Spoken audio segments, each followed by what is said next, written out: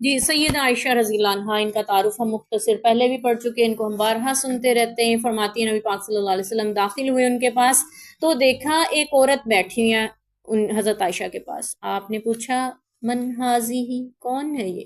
قالت فرمانے لگی فلاں تو فلاں ہے جس کی نماز کا میں نے ذکر کیا، یعنی اتنی نمازیں پڑھتی، اتنے نفل پڑھتی، اتنی لمبی لمبی عبادتیں کرتی ہے۔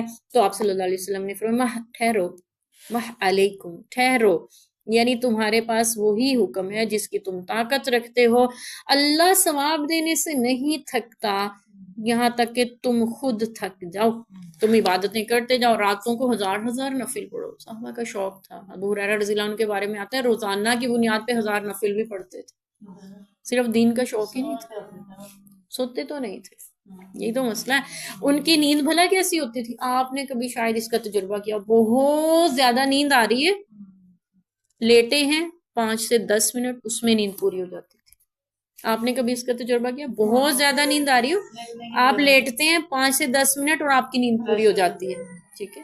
تو وہ ان کی نیند بھی ایسی ہوتی تھی، ہماری طرح نہیں تھا کہ 1 گھنٹہ سونے میں ہی لگ جاتا ہے، نیند ہی نہیں آتی، لیٹے رہتے ہیں، ٹھیک ہے؟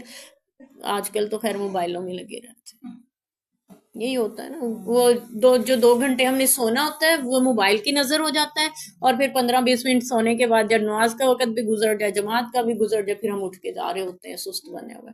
تو اللہ تعالیٰ ہمیں ہدایت نصیب۔ تو بہرحال فرماتی ہیں کہ اس کی نمازیں اتنی زیادہ، آپ صلی اللہ علیہ وسلم نے فرمایا اللہ اجر دینے سے نہیں تھکتا، تم خود تھک جاؤ گے۔ اللہ کو وہ عمل زیادہ پسند ہے اللہ کے نزدیک، آپ صلی اللہ علیہ وسلم نے فرمایا جس پر ہمیشگی اختیار کی جائے، چاہے تھوڑا ہی ہو۔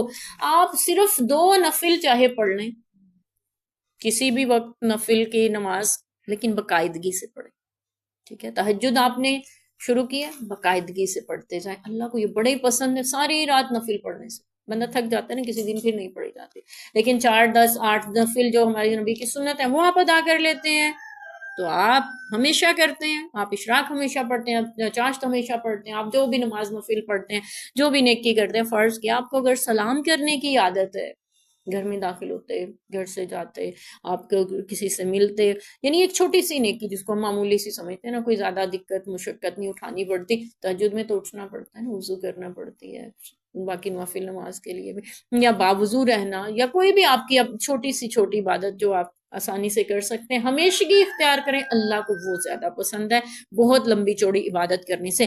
حضرت جویریہ رضی اللہ عنہ نبی پاک صلی اللہ علیہ وسلم کی اہلیہ ہیں، بہت خوبصورت ہیں۔ سیدہ عائشہ فرماتی میں نے جب ان کو دیکھا تو ان کے حسن کا اثر مجھ پہ ہوا، ٹھیک ہے؟ اتنی خوبصورت، حضرت عائشہ خود سب سے زیادہ خوبصورت تھیں ازواج مطہرات میں، لیکن وہ بھی ان کے حسن سے متاثر ہوئے بنا نہیں رہ سکی، اتنی خوبصورت سردار کی بیٹی تھی۔ جب ان کا قبیلہ فتح ہوا تو آپ صلی اللہ علیہ وسلم کی خدمت میں آپ نے ان کو پیشکش کی، نکاح کی، کہ یعنی اس سے بہتر چیز تو یعنی وہ شادی ہو گئی، آپ صلی اللہ علیہ وسلم کے نکاح میں آئی، آپ صلی اللہ علیہ وسلم نماز فجر کے لیے نکلے، ادا کر کے فجر کی نماز چاشت کے وقت گھر لوٹے، دیکھا سیدہ جو تھیں جویریہ رضی اللہ عنہا اسی حالت میں بیٹھی اللہ کی عبادت کر رہی ہیں، یعنی نماز پڑھ رہی ہے انہوں نے فجر کی، آپ صلی اللہ علیہ وسلم ان کو دیکھ کے گئے تو وہ وہیں بیٹھی ہیں مصلی پہ عبادت میں لگی ہوئی۔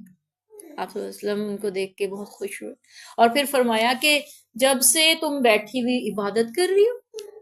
تو انہوں نے کہا جی اللہ کے رسول۔